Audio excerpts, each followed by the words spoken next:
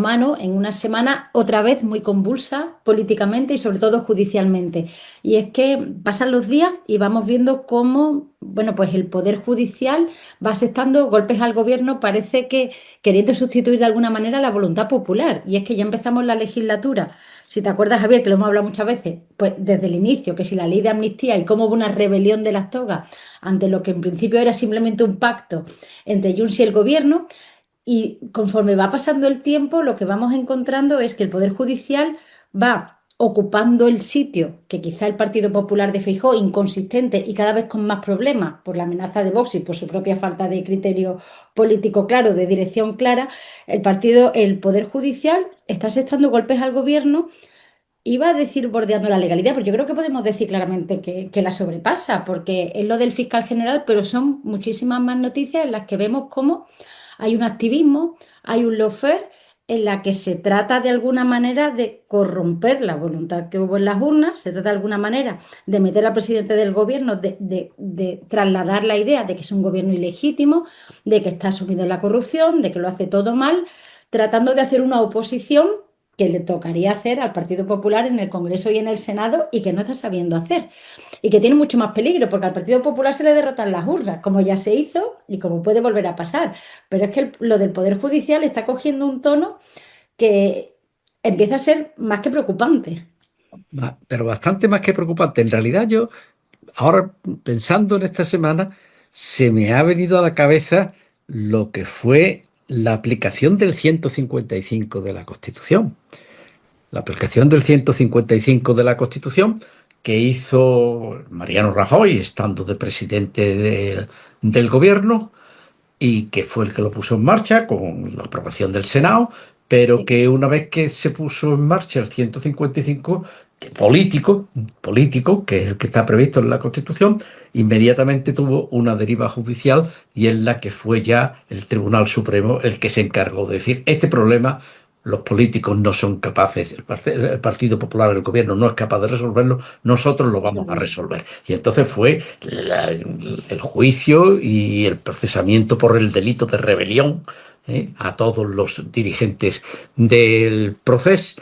Y que era una forma de decir, nosotros tenemos que sustituir al gobierno porque el gobierno no es capaz de hacer lo que tiene que hacer, ¿no? Entonces, aquella semilla que se plantó en aquel momento ha venido operando desde entonces de manera ininterrumpida, ¿no?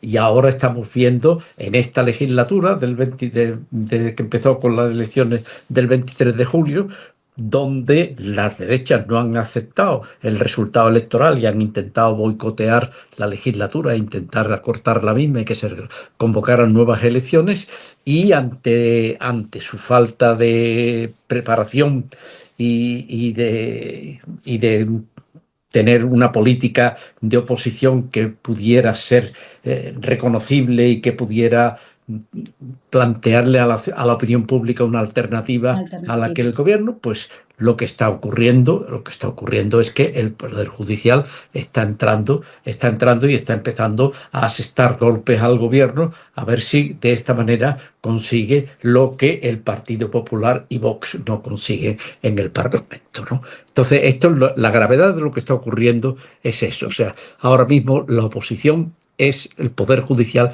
el que está diciendo, puesto que ni el Partido Popular ni Vox son capaces de hacer una oposición política solvente, pues nosotros nos vemos Vamos a obligados hacer a nosotros. ocupar ese espacio y a intentar derribar el gobierno y a cortar la legislatura mediante golpes judiciales que se van repitiendo a lo largo de la legislatura y que afectan pues al fiscal general del Estado, a miembros de la familia del presidente, sacan el tema cuántas mascarillas, casos de mascarillas ha habido, Claro, y ahora resulta que este es el caso de las el mascarillas que definitivo. posiblemente ha pasado desapercibido porque tiene en sí mucha menos entidad que muchos de los otros casos de mascarilla que ha habido, y sin embargo, pues bueno, aquí nos encontramos con que el Poder Judicial ha decidido en ir a saco y entrar a saco contra el gobierno, ¿no? Y bueno, esa es la que nos estamos encontrando y esa es la gravedad enorme de la situación, ¿no? La gravedad enorme de la situación porque, porque además está el Tribunal Supremo. Claro. Supremo actuando como si fuera realmente el Estado Mayor.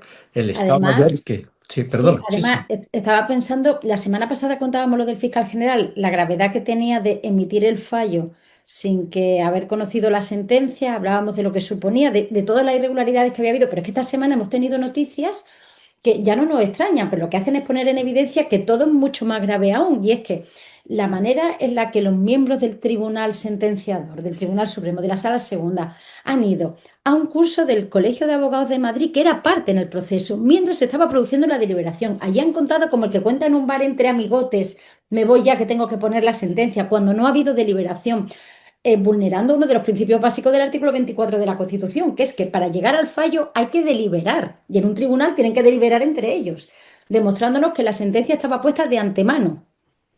A pesar de Sí, toda sí. la irregularidad, la connivencia de miembros del tribunal con algunos de los defensores, de los acusadores, perdón, del fiscal, a los que le han dirigido la tesis. Javier, y tú que me has dirigido la tesis, sabes que eso es un vínculo que dura para siempre, que la dirección de una tesis no es una cosa. Con todo esto, la verdad es que yo no sé cómo iba a decir, no se les cae la cara de vergüenza, no, es que siguen para adelante. Y es lo que tú dices, Feijóo no está sabiendo sacar pecho de una situación que es muy complicada del gobierno porque en sí mismo es muy, muy inconsistente. Tienen muchos casos de corrupción y además no tienen una política clara con respecto a Vox y están en sus manos, están en Murcia, que lo hemos visto esta semana, pero es que están también en manos de Vox en Andalucía. Cuando aquí haya elecciones, el Partido Popular no va a revalidar la mayoría absoluta. Claro, pero aparte de que el Partido Popular está demostrando que no sabe gobernar y que Exacto. en los sitios donde gobierna, pues lo estamos viendo. Sí. Ya el caso de Andalucía posiblemente sea ahora mismo el caso más expresivo, ¿no? De falta y de haber cometido actos Sí, delictivos que están ya llegando a los tribunales, ¿no? Y tenemos el caso de Valencia, que es otro de los casos tremendos donde ha pasado. Es decir, o sea, el Partido Popular está demostrando que no sabe ejercer la oposición y que tiene un líder que cada día se ve que tiene menos consistencia e que incluso en sus propias filas empieza a estar cuestionado y que en las comunidades autónomas donde gobierna están apareciendo, bueno, pues han aparecido no sé si escándalos. el caso El caso andaluz, el de Principado Valencia ha y sido extremo, pero es que los incendios de Castilla y de León Castilla y y la forma en que León. se hizo frente a los mismos y en Galicia, en el caso de Andalucía con el cribado de los cánceres de mama y más cosas, Es ¿no? que Y el adelgazar el atroceamiento Estado de los cuesta contratos y vida. adjudicación a dedo en contra de todos, incluso de la opinión de los Del propios gobierno. interventores, etcétera. Entonces, ahí se ha visto que no hay consistencia en la derecha española, ni en positivo cuando tienen que gobernar, ni en negativo cuando tienen que hacer Exacto. la crítica del gobierno. Y entonces el Partido Popular o Vox o el Poder Judicial, motu propio, ha decidido que tiene que intervenir y que tiene que hacer la labor que debería de hacer la derecha, los partidos de la derecha, ¿no? Y lo están haciendo además de una manera que entra ya en lo delictivo, ¿no? O sea, la conducta del Tribunal Supremo, de los miembros del Tribunal Supremo, en el caso del fiscal general del Estado, es una conducta que realmente se puede tener la absoluta seguridad de que la decisión que han tomado con respecto al fiscal general del Estado acabará siendo anulada. O sea, Sí. y ellos lo saben, y ellos lo saben, y ellos lo saben. Lo único que pasa es que lo que les interesa es la política, es decir, la Claro, el decisión ya daño inmediato al inmediata. gobierno, darle un Yo, golpe de gracia al gobierno que quede como corrupto y le da exactamente igual que la decisión no sea conforme a derecho y quien puede, incluso les pueda eso, conllevar responsabilidades, porque yo creo que aquí hay responsabilidades penales. claro. Entonces, sobre todo, hay una cosa que en el caso del fiscal general es muy claro, ¿no? Es decir, el Tribunal Supremo amenaza y una vez que amenaza, su amenaza tiene que tener credibilidad. Claro, Y entonces si yo llevo al fiscal general del Estado, yo siento en el banquillo, primero lo amenazo y espero que cuando dicte el auto de procesamiento se produzca la dimisión del fiscal exacto. general, con lo cual no tengamos que juzgarlos. Pero si tenemos que juzgarlo, lo condenamos, aunque sepamos perfectamente que no se le puede condenar y que estamos condenando a un inocente y que en consecuencia estamos haciendo una auténtica monstruosidad, ¿no? Una auténtica monstruosidad, pero lo hacemos. Lo hacemos. Y sabemos que ahí, con el tiempo de la política, este señor estará fuera y habremos además dado un golpe para que se le pueda atacar al gobierno y al presidente del gobierno, diciéndole que ha puesto un fiscal que es un delincuente, etcétera, etcétera, pero sabiendo que eso se va a hacer de manera inmediata y que cuando se presenten los recursos y se acabe anulando la sentencia, bueno, pues entonces eso será cuando sea. Eso será cuando sea. El tiempo político y el tiempo judicial unas veces juegan de una manera y otras de otra, y en este caso el Tribunal Supremo sabe que el tiempo político, es decir, la decisión que va a tener ejecución inmediata, va a jugar de una manera y que el tiempo judicial pues ya Sí, ya le vendrá. cogerá, por ejemplo, el presidente de la sala que ha dictado la sentencia, ese ya no estará en activo porque le quedan pocos meses, Claro, porque el año que viene tiene que jubilarse y ya no estará, y por lo tanto cuando llegue la sentencia anulatoria de la condena del fiscal general ya no estará. Y luego la rapidez con la que están haciendo el caso de Coldo y Ábalos, de Ábalos, pues mire usted, sí, sí, pero casos de mascarilla ha habido muchísimos. Entre otros tenemos el de en Almería, Almería, el de Almería, entonces, que 10 parece que años es mucho más cumplidos. consistente y mucho más, pero mucho más que que esto, porque al final, con el informe de la UCO y habiendo puesto boca abajo todo, que han encontrado en el caso de Coldo, pues 95.000 euros. 95.000 euros a lo largo de 8 años, 10 años de investigación, mientras que, y además sin que haya ninguna trama ahí organizada seria, ni muchísimo menos, ¿no? Y además con documentación que tendremos que ver si no se acaban anulando porque las cintas de audio que han confiscado y que han utilizado, pues pueden haber sido perfectamente manipuladas, como por ejemplo está poniendo de manifiesto Mar Santos, ¿verdad? Y tendremos que ver qué es lo que ocurre al Claro. final con todo eso. Mientras que en los otros casos, no. Los otros casos que estamos viendo son controles judiciales y por lo tanto son información que si tiene una fiabilidad, ¿no? Y una Sí, una trazabilidad, consistencia, por lo una menos. consistencia. Entonces, aquí estamos en este momento en el que realmente el desorden, el pandemonium, el desorden es extraordinario y que es lo que se intenta deliberadamente conseguir, ¿no? Que exista un ruido ensordecedor que Sí, impida hablar de nada seriamente y que se pueda discutir sobre nada seriamente, ¿no? Y bueno, y ahí está el Poder Judicial, desgraciadamente, el Poder Judicial actuando de una manera muy notoria y con bueno, en un artículo que he escrito, que ha salido hoy en el diario, pregunto directamente, dónde está el umbral de la prevaricación? claro. ¿Dónde está el umbral de la prevaricación? Que eso es lo que yo creo que los jueces del Tribunal Supremo, los que han dictado la sentencia del fiscal general del Estado, tendrían que ser capaces de explicarle a la sociedad española que realmente su actuación es una actuación que es admisible en términos jurídicos y en términos constitucionales, y la verdad es que resulta difícil de admitir cuando el presidente del tribunal pues interrumpe a un testigo diciéndole que lo está amenazando porque Sí. está informando Se han anulado verazmente. sentencias en el Tribunal Europeo, ¿verdad? Lo cuentas tú, Javier, en una tribuna. Se han anulado sentencias por mucho menos. Se han anulado Mucho. sentencias por decir, yo sabía que usted me iba a contestar de esa manera. Claro. No, no, ahí el caso Bateragún es un caso Eso. clarísimo, ¿no?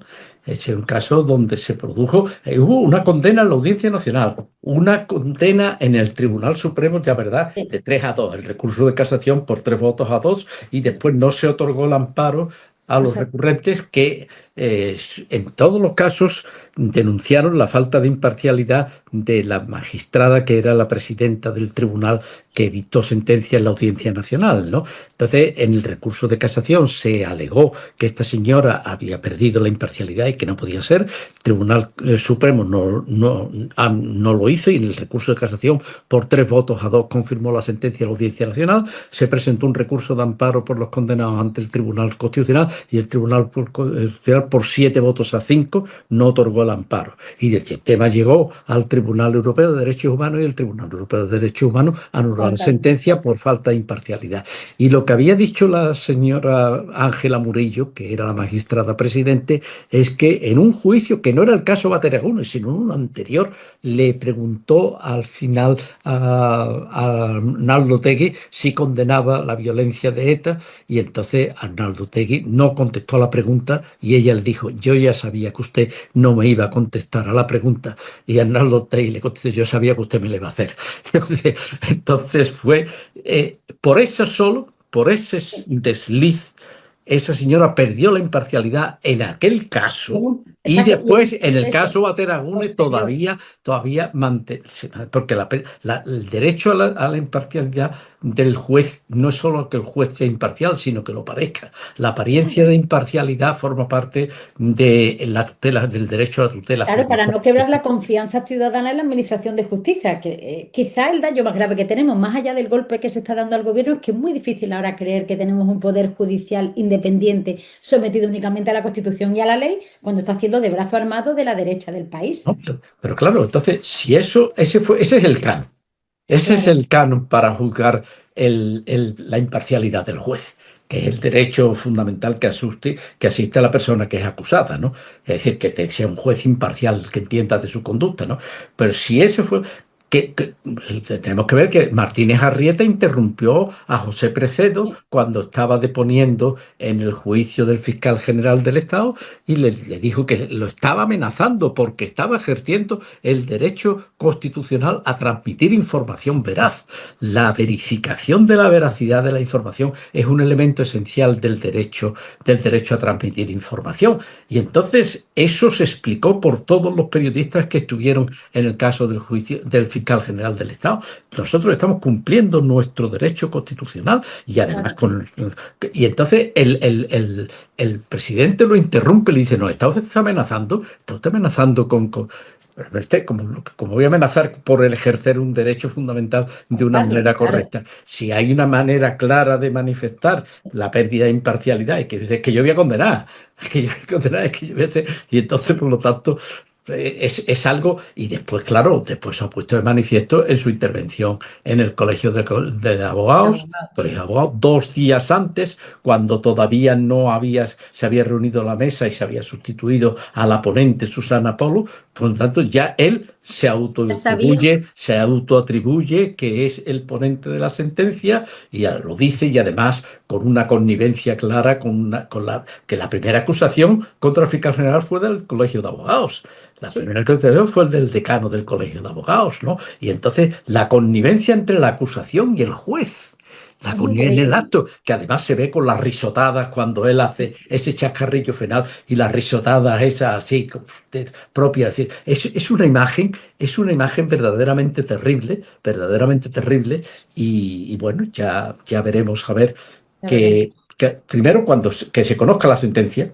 Sí, Primero que se conozca la sentencia, porque cada día que pasa sin que se conozca la sentencia, pues resulta más claro que no más hubo grave, claro. que no hubo deliberación y por lo tanto se produjo una condena sin deliberación. Y Sí. porque no hubo tiempo materialmente, si se va a tardar tanto tiempo en redactar la sentencia, porque el caso es muy complejo. En consecuencia, en 4 horas, el día 20 en 4 horas ustedes no pueden haber decidido esto, no puede haber habido una deliberación, sino que ha Sí. habido un simulacro de deliberación y en consecuencia aquí se ha vulnerado el derecho a la tutela judicial efectiva del fiscal general del Estado, que tiene derecho a saber por qué se le condena y que haya sido una ¿Cuáles son los deliberación como argumentos en consecuencia de una derecho? deliberación. Claro. Claro. Entonces, todo esto está siendo y se están mezclando y, y Y lo hay dices el 20N, que parece recochineo, y el claro, 20N lo haces público sin tener la sentencia, y no que la vaya a tener mañana pasado, que es que han pasado ya 8 o 9 días y seguimos sin tener la sentencia, pero se y, comunica. y sin que sepamos exactamente cuándo Exacto, ni se cuándo la va. vamos a tener, ni qué va. Entonces, Va a esto es haber. una cosa, Sí, pues, ese es el poder judicial que tenemos. sí. Ese es el poder judicial. No, no, evidentemente no el poder judicial, pero sí los que están Bueno, en es el la Tribunal cúpula, Supremo, están en el Tribunal es Supremo. la cúpula del Poder Judicial. Yo siempre Eh, me gusta decir que cuando Lo hemos hablado alguna vez en algún foro, que cuando se aborda la transición, yo creo que al Poder Judicial todavía le falta dar el último paso y tenemos un Poder Judicial con una configuración seguramente preconstitucional en muchos casos, que no cree en la Constitución, que no la aplica y que además utiliza su poder Pero cuasi omnímodo para, el, hablando de la cúpula, obviamente. el elemento, vamos, el dato más claro es eso. El Sí, mismo día en que se suprime el Tribunal de Orden Público se crea la Audiencia Nacional. claro, O sea, efectivamente. Tribunal de Orden Público y la Audiencia Nacional están sin solución de continuidad. Se acaba con el Tribunal de Orden Público Se hace otro. y se produce y se crea la Audiencia Nacional. O sea, entonces eso yo creo que ya es un Y es la indicador gran de lo reforma que fue pendiente. esa transición modélica, de lo que fue Sí, sí, esa sí, y es la transición gran modélica. reforma pendiente, por mucho que nos digan, parece que no puedes criticar al Poder Judicial porque critica el estar sometido a derecho, pero es que no es verdad. Yo creo que una de las grandes reformas pendientes de este país, y otro día tenemos que hablar de ello, Javier, es el acceso a la carrera judicial y cómo se va consolidando, las familias que hay, el sistema de oposición con preparadores en negro que son de una determinada familia, con independencia obviamente de la cantidad de jueces y magistrados que acceden sin padrino y que ejercen bien su labor, pero a la cúpula seguramente no llegan esos. Esos están por ahí trabajando muchísimas horas en malas condiciones y los que llegan a la cúpula del Supremo son otros que son los que, bueno, otras no, otros que son los que estamos viendo. Bueno, pues eso yo creo que es Sí, la penosa situación sí, que nos deja lo que ha ocurrido esta semana, que se está haciendo ya muy visible, ¿no? sí. Pues sí, Desgraciadamente, yo creo que tendremos que seguir hablando y que habrá pues nuevos sí. episodios que nos obligarán a A reflexionar volver sobre a lo mismo.